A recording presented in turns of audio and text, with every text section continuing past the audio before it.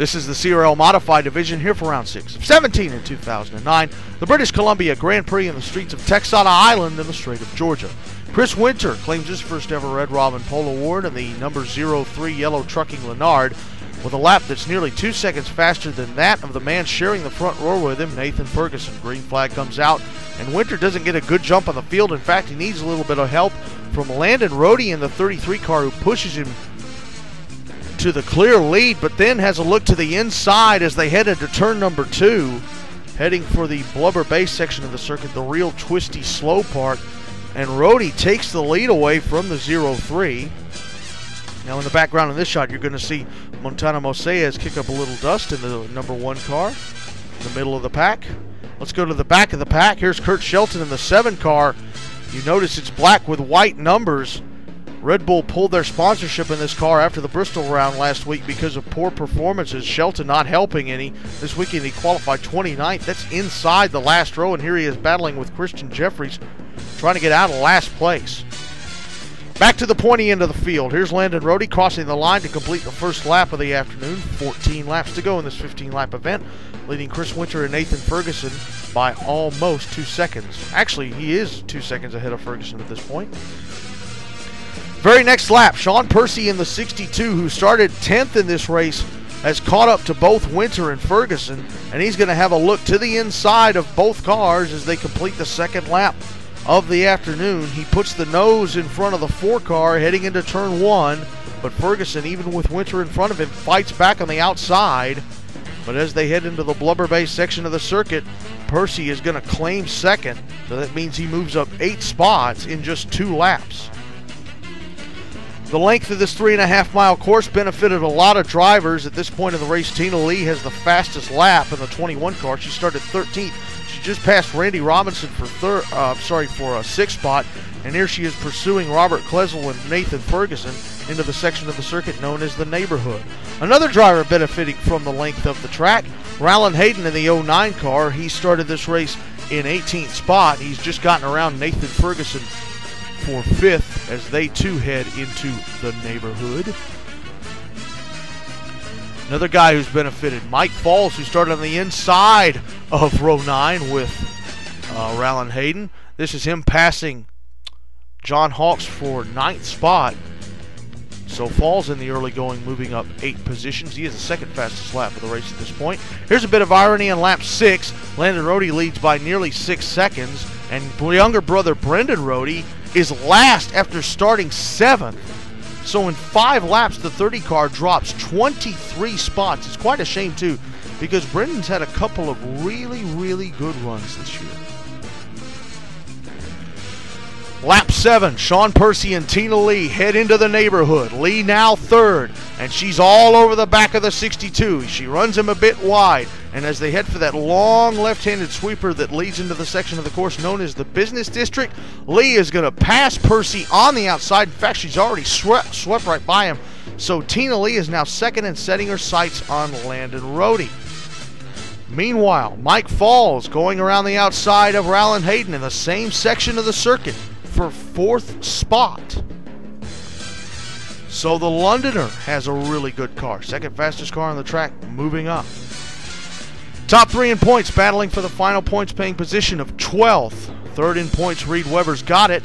New points leader Carter Davids in the 87. And last week's winner at Bristol, Alan Musico, who's 2nd in points, both won it.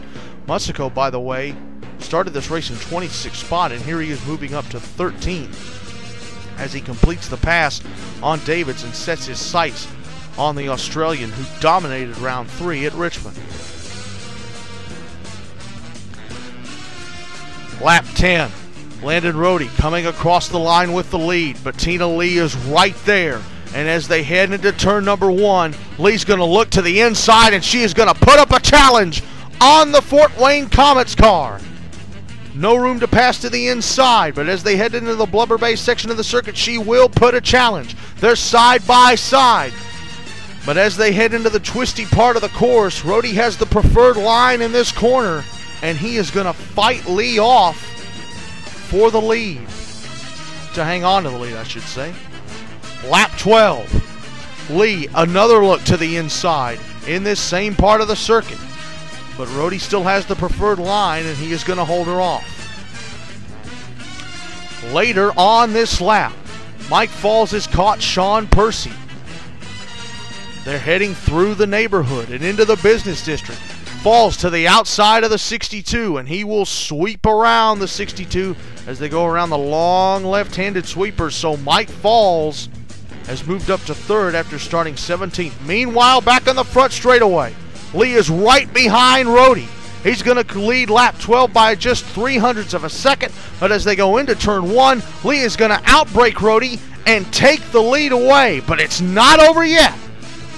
Into turn 2, Rhodey going to have another look to the inside, heading for the blubber base section. He pokes the nose out in front, but Lee's got that preferred line, and she is going to hold off Rhodey and take the lead.